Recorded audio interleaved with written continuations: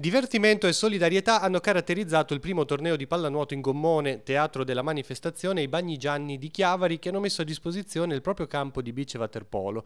I temerari che si sono gettati in acqua hanno sperimentato la difficoltà di giocare incastrati in un enorme salvagente che ha limitato i movimenti e le azioni, rendendo il tutto divertente sia per i giocatori sia per il pubblico.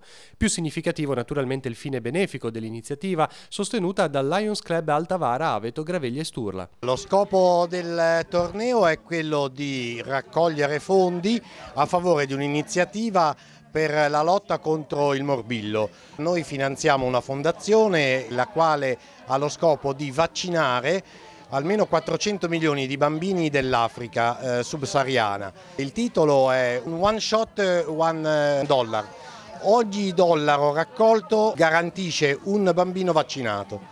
Abbiamo già raccolto 3.000 euro, quindi sono più di 3.000 bambini che hanno potuto essere vaccinati e si spera quindi salvati.